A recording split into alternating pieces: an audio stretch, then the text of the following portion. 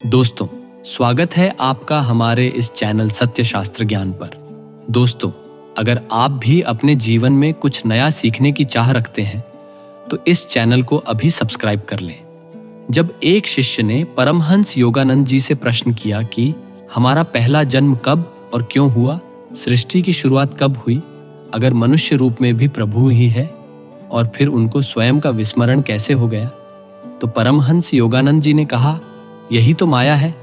स्वयं की तो जानकारी करनी है, और किसकी जानकारी करनी है? आत्मा क्या है? आप ही तो है, आप ही आप है। भगवान श्री कृष्ण चंद्र जी गीता में कहते हैं, मेरे सिवा कुछ नहीं है, मैं ही मैं बना हुआ हूं। हम अपने आप को भूल गए, इन शरीर रूपी कमरों में आकर भूल गए, इस शरीर में आके विस्मरण हो गया। अब आपको ऐसा लगता है मैं पुरुष हूं या मैं स्त्री हूं, पक्का 100% यही लगता है। फिर अंदर देखो तो मन में इतना तादात्म्य हो गए, जो मन मानता है वही हम मानते हैं, जो मन नहीं मानता वह हम भी नहीं मानते, जो मन देखना चाहता है वह हम देखना चाहते हैं, जो मन सुनना चाहता वही हम सुनना चाहते हैं। यह इंद्रियों का विलास है, आपका नहीं है। आप अपने को भूल ही तो गए। आप अपने से अपने आप को भूल गए हो तो आपको जगाने के लिए वही आपका आत्मस्वरूप गुरुदेव रूप बैठा है, वही आपको जगा देगा। जब जगे जाओगे तो ना गुरु ना शिष्य, वही एक परमात्मा है, दूसरा कोई नहीं है। ये खेल चल रहा है। आप जाग जाओ, जब जागोगे वास्तविक दृष्टि में तब देखोगे परमात्मा की सेवा कोई नहीं, जिसके जानने के पश्चात ये संसार खो जाता है। जैसे आप सपने में देख रहे थे बहुत कुछ, जब आपको जगह दिया गया तो कुछ नहीं था। नहीं स्त्री, ना पुरुष, ना भोग, ना विलास, ना दुश्मन, ना मित्र, संसार कुछ नहीं था। ये कब पता चला? जब जगे। लेकिन स्वप्न में तो सब कुछ था। यही तो माया है। ये माया का स्वरूप है। जहां जीव भगवान को जान जाता है तो भगवान में हो जाता है। अब आप सोचोगे कि हम भगवान कैसे हो सकते हैं? जैसे एक चम्मच गंगाजल, तो उसे क्या बोलोगे? गंगाजल ही तो बोलोगे।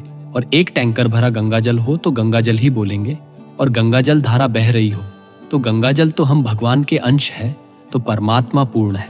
उस परमात्मा का जो अंश है वह भी पूर्ण ही है, पर हम अपूर्ण हैं। इस शरीर के अभिमान के कारण माया के बंधन में बंध गए। हम ही अपने द्वारा माया में फांस गए।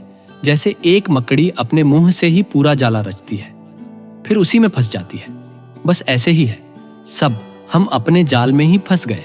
इसमें पक्का कोई संशय नहीं है। यदि हम व्यवहार का त्याग करके आंतरिक और परमार्थ को देखें तो वही परमात्मा कण कण में विराजमान है। आप कौन है? आपकी सत्ता ही नहीं। जब आपका परिचय पूछेंगे तो आप शरीर का परिचय बताएंगे। जो परमात्मा का परिचय वो आपका परिचय है।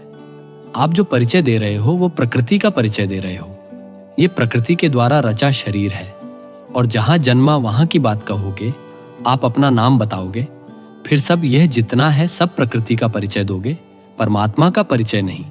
आप में जो बिजली है, जो पावर है, वही परमात्मा है। ये बात को समझना होगा।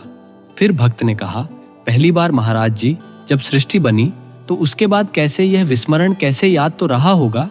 तो महाराज जी ने कहा, आप स्वप्न में कोई रचना देखते हैं क्या कि कहां से शुरुआत हुई? नहीं, बस ऐसे ये स्वप्न है, दीर्घ स्वप्न है। आज तक कहीं तारीख नहीं लिखी किसी भी पुराण में, ग्रंथ में, कि भगवान ने इस तारीख को इस दिन सृष्टि रची। जब सृष्टि रचना की बात आती है तो अनादि शब्द आ जाता है, और जब सृष्टि की बात आती है तो अनंत शब्द आ जाता है। अनादि और अनंत कोई अंत नहीं पाया इस माया की शुरुआत। जैसे आप स्वप्न में क्या शुरुआत थी? आप केवल विचरण कर रहे होते हो। कोई आपके सिवा स्वप्न में कुछ नहीं होता। भगवान की माया एक भ्रम है। एक ही परमात्मा अनेक रूपों में भास रहा है। यह अनेक रूप है नहीं, वह एक ही है, एक ही पंचभूत है। परमहंस योगानंद जी के अनुसार आत्म साक्षात्कार का अर्थ है अपने सच्चे स्वरूप को जानना। यह अनुभव करना कि हम केवल शरीर या मन नहीं है, बल्कि शुद्ध आत्मा है, परमात्मा का ही अंश है। आत्म साक्षात्कार कोई बाहरी उपलब्धि नहीं, बल्कि भीतर की गहराइयों में उतरकर उस परम सत्य को अनुभव करना है जो पहले से ही हमारे भीतर विद्यमान है। योगानंद जी कहते हैं कि आत्म साक्षात्कार का रास्ता ईश्वर के प्रति गहरी चाह से शुरू होता है। जब एक व्यक्ति सच्चे हृदय से ईश्वर को जानने की प्यास रखता है, तब वह अपनी आत्मा को बाहरी संसार की इच्छाओं और माया से हटाकर भीतर की ओर मोड़ता है।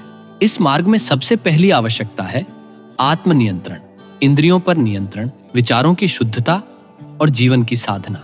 जब मन शांत होता है तब वह आत्मा की आवाज को सुन सकता है। योगानंद जी मानते थे कि केवल धर्म ग्रंथ पढ़ने से आत्म साक्षात्कार नहीं होता, वह एक जीवंत अनुभव है जो तब होता है जब व्यक्ति भीतर से ईश्वर से जुड़ता है।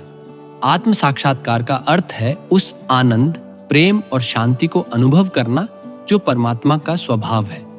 जब व्यक्ति अपने भीतर उस दिव्यता को अनुभव करता है तो उसे यह बोध होता है कि वह कभी भी अकेला नहीं है, वह सदा सर्वदा ईश्वर से जुड़ा हुआ है। उन्होंने यह भी कहा कि आत्म साक्षात्कार का मार्ग किसी भी मत, जाति या धर्म से ऊपर है।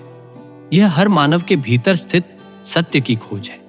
इसके लिए श्रद्धा, धैर्य, नियमित अभ्यास और ईश्वर के प्रति प्रेम चाहिए। जब व्यक्ति नियमित रूप से प्रभु का ध्यान करता है, जब वह अपने विचारों को ईश्वर की ओर केंद्रित करता है, जब वह अपनी जीवन शैली को सात्विक और एकाग्र बनाता है, तब धीरे धीरे उसकी आत्मा की परतें खुलने लगती हैं। योगानंद जी कहते थे कि जैसे सूरज बादलों के पीछे छिपा होता है, वैसे ही आत्मा अज्ञान और वासनाओं के बादलों से ढकी होती है। ध्यान, प्रार्थना और ईश्वर सेवा से ये बादल हटते हैं और आत्मा का प्रकाश प्रकट होता है। तब व्यक्ति जानता है कि मैं यह शरीर नहीं हूँ, न ही यह नाम या पहचान। मैं चैतन्य आत्मा हूँ जो सदा मुक्त, सदा शांत और सदा दिव्य है। इस अनुभव से जीवन में एक गहन परिवर्तन आता है। भय, क्रोध, मोह आदि समाप्त हो जाते हैं और व्यक्ति करुणा, प्रेम और आनंद से भर जाता है। यही आत्म साक्षात्कार है, अपने वास्तविक स्वरूप को पहचानना और ईश्वर को प्रत्यक्ष अनुभव करना। इसलिए योगानंद जी के अनुसार आत्म साक्षात्कार कोई दूर की चीज नहीं है, यह हर किसी की जन्म सिद्ध अधिकार है। लेकिन इसके लिए साधना, प्रेम और ईमानदारी चाहिए। जब हम भीतर की ओर मुड़ते हैं, भगवान के नाम का जप और ध्यान करते हैं, अपने कर्मों को शुद्ध करते हैं और ईश्वर को अपने जीवन का केंद्र बनाते हैं, तब आत्म साक्षात्कार स्वाभाविक रूप से होता है, जैसे अंधकार हटने पर प्रकाश स्वयं प्रकट होता है। ये संसार एक मृत्युलोक है, यहाँ कुछ भी सत्य नहीं है। सत्य है तो श्री भगवान और उनका नाम आपको मृत्युलोक में अपना कल्याण करने के लिए भेजा गया है, भगवत प्राप्ति करने भेजा गया है। आपका अंतिम समय कब आ जाए कुछ पता नहीं। हम कितने बेपरवाह हैं, मूर्खता से अपना समय नष्ट कर रहे हैं। एक मृत्यु का भय संपूर्ण सुखों को रौंद सकता है। अगर आपको पता चल जाए कि कल के दिन में आपकी मृत्यु होगी, तो क्या इसके बाद आपको संसार का कोई भी सुख अच्छा लगेगा? आपको जिस काम के लिए यहाँ भेजा गया है उस पर ध्यान दीजिए, भगवान का नाम जपें, इसी से आपको शांति और आनंद दोनों मिल जाएंगे। दोस्तों, चैनल को सब्सक्राइब करें और वीडियो को लाइक और अपने प्रेमी जनों के साथ शेयर करना मत भूलना। धन्यवाद।